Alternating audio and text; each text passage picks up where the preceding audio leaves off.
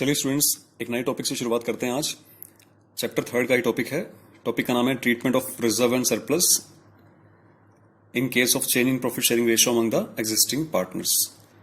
इसमें हम लोग डिस्कशन करेंगे, अकाउंटिंग ट्रीटमेंट सीखेंगे। इसमें रिजर्व्स एंड सरप्लस का और एक्यूमुलेट प्रॉफिट्स का change in profit sharing ratio among the existing partner वाले केस में। ठीक है, तो आइए सीखते हैं।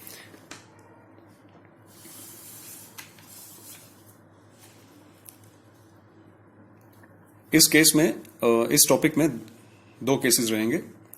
केस 1 की बात हम करेंगे पहले। केस 1 में क्या सीखेंगे हम लोग? When these reserves and accumulate profits are to be transfer to capital accounts. पहला केस ये है। सेकंड केस रहेगा when these are not to be transfer to capital accounts. तो आइए सीखते हैं। बड़ा ही सिंपल टॉपिक है। इस टॉपिक को सीखने के लिए एक एग्जाम्पल से शुरुआत करते हैं। देखिए एग्जाम्पल देखिए। ABC are 3 partners. They are sharing the profits in the ratio of 4:3:2.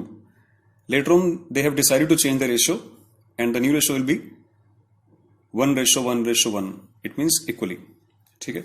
On that date, their books showed the following items.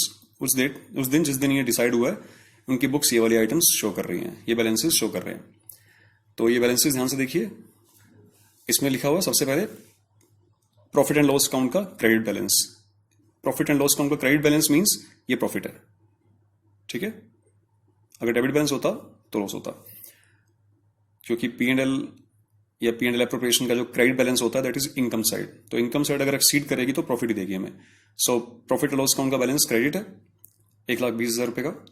General reserve पड़े हुए हैं फर्म के पास 45,000 रुपीज के। ये नॉर्मल रिजर्व होते हैं किसी भी फर्म के लिए।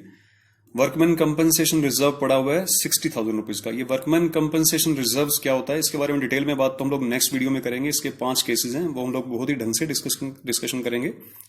अभी नॉर्मल बात करते हैं कि वर्कमैन कंपनसेशन रिजर्व एक ऐसा रिजर्व है जो एक अच्छी फर्म, एक बड़ी फर्म मेंटेन करती है अपनी बुक्स में, जिसमें कि workman in case of any miss happening with the workers, वो वर्कर्स को पेमेंट करने के काम आता है या उनकी फैमिली मेंबर्स को पेमेंट करने के काम आता है। और लास्ट आइटम है एडवर्टीजमेंट सस्पेंस अकाउंट। ये एक डेफर्ड रेवेन्यू एक्सपेंडिचर है। देखिए डेबिट बैलेंस लिखा हुआ है। ये अगर हम बैलेंस शीट बनाते हैं, अगर इसको बैलेंस शीट के आइटम्स, अगर बैलेंस शीट के अंदर में अगर फीड करता है इसको, तो बैलेंस शीट अगर बनाते हैं हम लोग पार्टनरशिप की, तो बैलेंस शीट की एसेट साइड में ये आइटम आती है एडवर्टीजमेंट सस्पेंस अकाउंट, यानी कि डेफर्ड रेवेन्यू एक्सपेंडिचर के नाम से। ठीक है, बाकी जो 3 आइटम्स हैं, प्रॉफिट लॉस का बैलेंस क्रेडिट यानी कि प्रॉफिट, जनरल रिजर्व और वर्कमैन कंपनसेशन रिजर्व यानी कि जितने भी रिजर्व्स हैं और सरप्लस हैं वो लायबिलिटी सेक्शन में आते हैं। सो अब होता क्या है, इनको कैसे ट्रीट करना होता है in case of changing profit sharing ratio among the existing partners. जब भी फर्म का रिकॉन्स्टिट्यूशन होता है तो इनका ट्रीटमेंट करना होता है, इनका अकाउंटिंग ट्रीटमेंट करना होता है। तो बड़ा सिंपल ट्रीटमेंट है, आइए समझ लेते हैं। सबसे पहले देखिए, एक चीज आपको बता देता हूं जिस थीम पे ये काम करेगा सारा प्रोजेक्ट।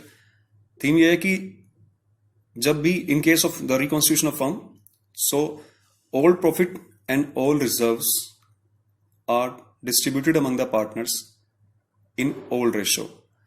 जब भी फर्म का रिकॉन्स्टिट्यूशन होगा तो क्या होगा कि पुराने प्रॉफिट्स, पुराने रिजर्व पुराने पार्टनर्स में यानी कि ओल्ड पार्टनर्स में ओल्ड रेशियो में ही डिस्ट्रीब्यूट करना है आपने।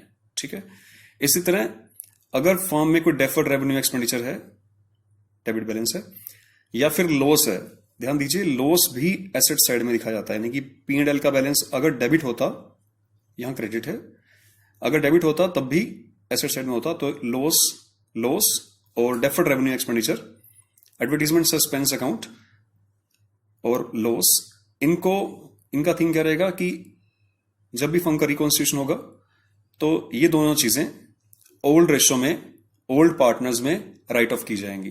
ध्यान रखिएगा, लायबिलिटी सेक्शन में जो दिए होते हैं रिजर्व सरप्लस, वो डिस्ट्रीब्यूट होते हैं, और एसेट साइड में दी गई लॉसेस या deferred revenue expenditure right of होते हैं। ठीक है, ओल्ड पार्टनर्स में, ओल्ड रेशियो में। तो आइए इनको डिस्ट्रीब्यूट और राइट ऑफ करना सीख लेते हैं हम लोग। देखिए डिस्ट्रीब्यूट करने के लिए प्रॉफिट फर्स्ट एंट्री करेंगे हम लोग। Profit and loss account debit journal entry कर रहे हैं ना हम लोग। ये मैंने फॉर्मेट बना रखा है जर्नल एंट्री का, जिसके बारे में आप अच्छी तरह जानते हैं। Date, particulars, ledger folio, debit amount, credit amount. Profit and loss account का debit, general reserve account debit, workman compensation reserve account debit, ये अमाउंट दे रखी है 1,20,000, 45,000, 60,000, जितनी भी अमाउंट लिख रहा हूं मैं ₹1000 में लिख रहा हूं, ठीक है। 2, ये अमाउंट डिस्ट्रीब्यूट करनी है ओल्ड पार्टनर्स में, ओल्ड रेशियो में, ध्यान रखिएगा, डिस्ट्रीब्यूट करनी है। 3 पार्टनर्स है हमारे पास, 2 A's capital, 2 B's capital, 2 C's capital. इनका ओल्ड रेशियो था, ओल्ड रेशियो 4:3:2, तो इनको डिस्ट्रीब्यूशन करते हैं। इनका टोटल करेंगे आप, डिस्ट्रीब्यूशन कैसे करेंगे इसको, आप इनका टोटल करेंगे 12 और 4 16 और 6 22, 2,25,000 अमाउंट बनती है टोटल। तो 2,25,000 रुपए को जब आप डिस्ट्रीब्यूट करेंगे, 4 3 7 और 2 9, 9 से डिवाइड करेंगे इसको, 9 से डिवाइड करेंगे तो आंसर आएगा इसका 25 से बारी बारी मल्टीप्लाई कराएंगे, पहले 4 से मल्टीप्लाई कराएंगे, 25 को 4 से मल्टीप्लाई कराएंगे तो कितना आएगा 100, यानी कि 1 लाख। 25 को फिर 3 से कराएंगे तो 75,000, फिर 25 को 2 से कराएंगे तो 50,000। इस हिसाब से ये डिस्ट्रीब्यूट हो जाएगा, ठीक है। इसकी नरेशन लिखेंगे, कैसे लिखेंगे, for the transfer of, in items के नाम लिखे जाएंगे, फॉर द ट्रांसफर ऑफ या for the distribution of profit and loss account, general reserve, workman compensation reserve in old partners capital account in old ratio, ये इसकी narration बनेगी, ठीक है। कि हम लोगों ने ये डिस्ट्रीब्यूट कर लिया ओल्ड पार्टनर्स में, ओल्ड रेशियो में। अब सेकंड एंट्री करेंगे जिसमें हम लोग रिटर्न ऑफ सीखेंगे, राइट ऑफ करना। सेकंड एंट्री है एक ये लॉस, ये एडवर्टीजमेंट सस्पेंस अकाउंट दिया हुआ है। एक बार इसका मीनिंग बता देता हूं आपको मैं, एडवर्टीजमेंट सस्पेंस अकाउंट क्या होता है। वैसे +1 का टॉपिक है। कई बार क्या होता है कि हम लोग हैवी एडवर्टीजमेंट कर लेते हैं, मतलब एडवर्टीजमेंट के ऊपर हम हैवी एक्सपेंसेस कर देते हैं, लेकिन क्योंकि उसका बेनिफिट हमें कई साल में मिलना होता है, मतलब आने वाले कई ईयर्स में मिलता है, तो उस पूरे एक्सपेंसेस को एक ही साल के प्रॉफिट एंड लॉस अकाउंट के डेबिट साइड में अपना लो एक्सपेंसेस मानते हुए उसको हम जितने ईयर्स तक उसका बेनिफिट मिलेगा उतनी ईयर्स में उसको डिवाइड कर देते हैं उस एक्सपेंसेस को। तो हमारे पास 2 अमाउंट आ जाती है, एक राइट ऑफ जो करनी है उस साल, वो अमाउंट जो कि प्रॉफिट एंड लॉस अकाउंट की डेबिट साइड में लिखी जाती है, एक अनरिटर्न ऑफ अमाउंट होती है, नॉट रिटर्न ऑफ अमाउंट होती है, वो एसेट साइड में पड़ी रहती है, ठीक है। वो अमाउंट फिर धीरे धीरे राइट ऑफ होती रहती है ईयर आफ्टर ईयर, ठीक है।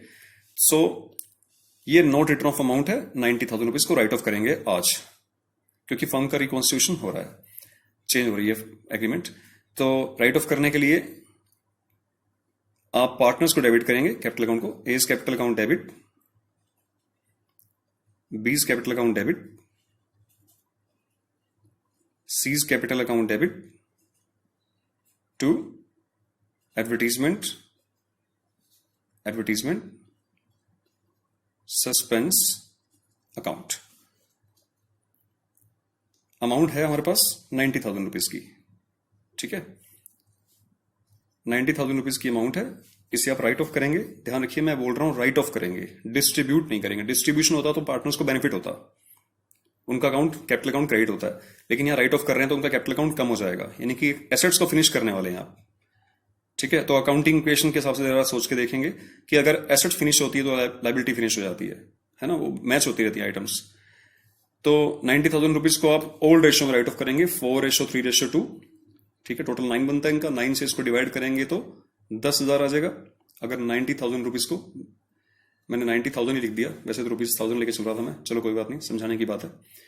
90,000 रुपीज लिखिए, तो 90,000 को 4:3 में डिवाइड करेंगे तो अमाउंट बड़ी सिंपल ढंग से आ जाएगी, 40,000, 30,000 और 20,000। इसकी नरेशन भी ऐसी ही बनेगी, for the return of the amount of advertisement suspense account through the partners capital account, ठीक है। तो ये था topic, accounting treatment of reserves and accumulate profits in case of changing profit sharing ratio among the existing partners. तो इस basis पे आप question कर सकते हैं, और अगर आपको इस टॉपिक से रिलेटेड या फिर किसी भी अन्य टॉपिक से रिलेटेड अगर कोई प्रॉब्लम है तो आप मुझसे कमेंट के थ्रू बातचीत कर सकते हैं। Thank you so much. अभी हम नेक्स्ट वीडियो में क्या करने वाले हैं, वर्कमैन कंपेंसेशन रिजर्व के स्पेशल केसेस और एक्यूमुलेट प्रॉफिट्स के रिगार्डिंग स्पेशल केसेस करेंगे। Thank you.